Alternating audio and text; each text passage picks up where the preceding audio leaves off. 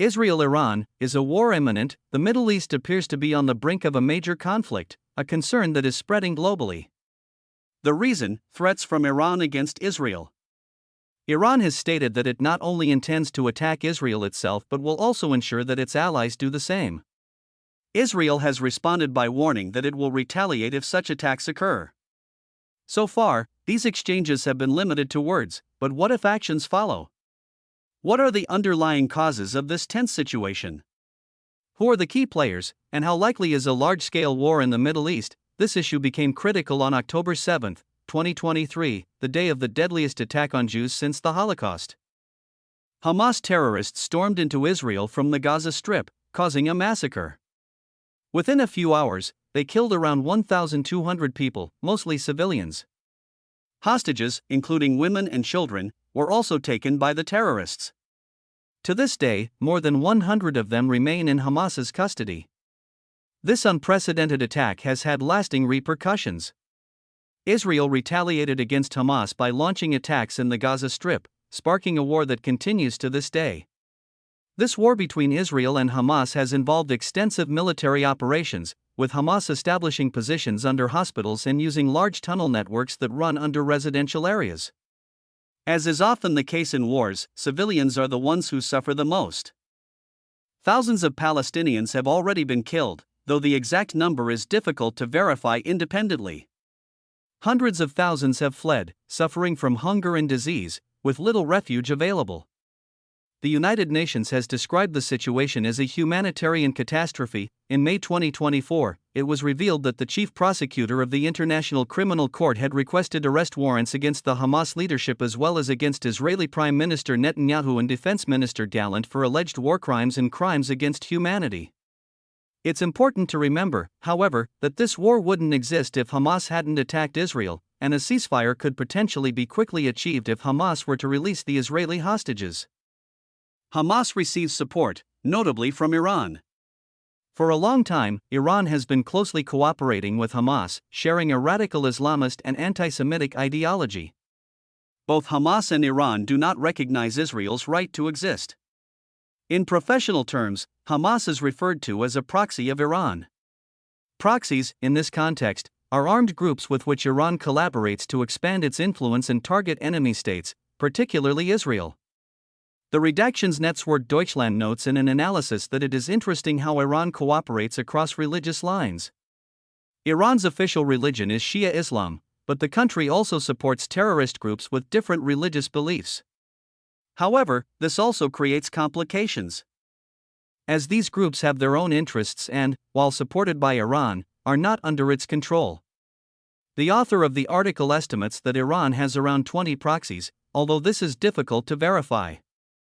One of these proxies is definitely Hamas, one of the larger groups. This brings us to the current situation and the question of who the most significant Iranian proxies are.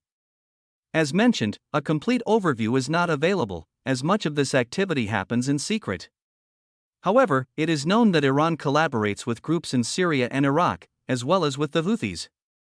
The Houthis are a militant group that the USA redesignated as a terrorist organization in early 2024. They are based in western Yemen, where a civil war has been raging for years. The Houthis are one of the most powerful factions in Yemen, controlling the capital, Sana'a. For Iran, the Houthis are an important regional ally, helping Iran expand its influence. The fact that Iran is a Shia-majority country and the Houthis are also Shia likely plays a role. The Houthis are believed to have around 200,000 armed fighters. Since Israel's response to the events of October 7, 2023, the Houthis have supported Hamas from Yemen, including attacks on ships linked to Israel. This has significantly impacted international trade, to the point where the German Bundeswehr is now involved in a mission to protect shipping lanes in the Red Sea. But the attacks are not limited to ships. Drones and rockets have also been launched at Israel from Yemen. While most have been intercepted, a Houthi drone killed a person in Tel Aviv, Israel, in mid-July 2024. Particularly concerning is that this drone is believed to have originated from Iran, which has previously supplied drones to the Houthis, a fact the Iranian government has confirmed.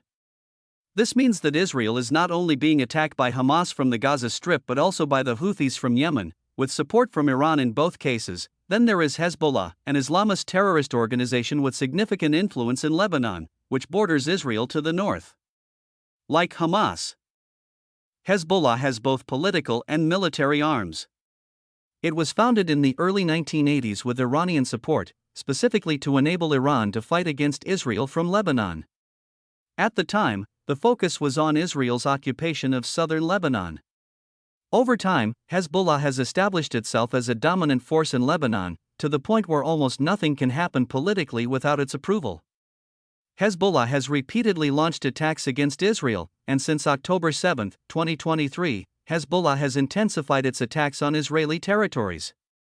Recently, there was a rocket attack by Hezbollah on a football field in the Israeli-controlled Golan Heights, killing children playing there.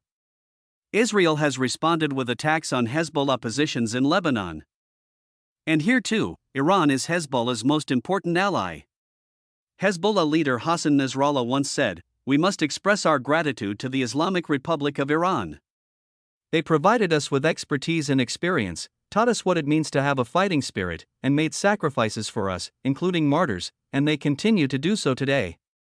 Without Iran, there would likely be no powerful Hezbollah in Lebanon. This means that Israel is currently fighting Hamas in the Gaza Strip and is being attacked by the Houthis in Yemen and Hezbollah in Lebanon, all of which are connected to Iran as its proxies. How is Israel responding? Israel is well aware of these connections and has taken several measures in recent months to weaken Iran's proxies. 3 actions stand out as particularly significant. First, an attack on Iran's consulate in Damascus, Syria, on April 1, 2024.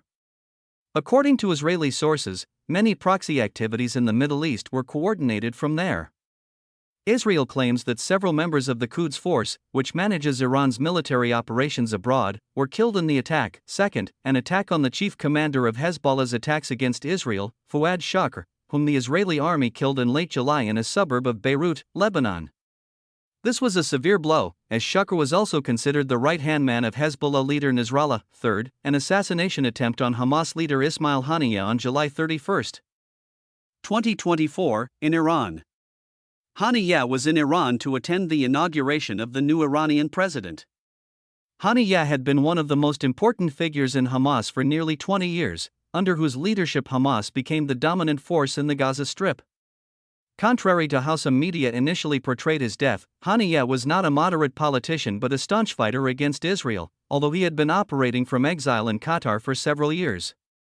Ultimately, Haniyeh was killed in Iran, reportedly on the orders of the Israeli intelligence agency Mossad, which allegedly used Iranian agents to carry out the operation. These 3 actions sent a strong signal and were a significant affront to Iran: 1 attack on its consulate and 2 against close allies.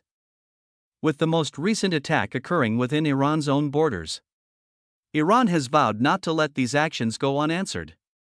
Despite the fact that Israel was retaliating against attacks on itself, it should be noted that the attack on the consulate was likely a violation of international law. The scientific services of the German Bundestag have noted that the deliberate destruction of the consulate building in Damascus on April 1, 2024, violated Syria's territorial integrity and constituted a breach of the international prohibition on the use of force under Article 2, Paragraph 4 of the UN Charter.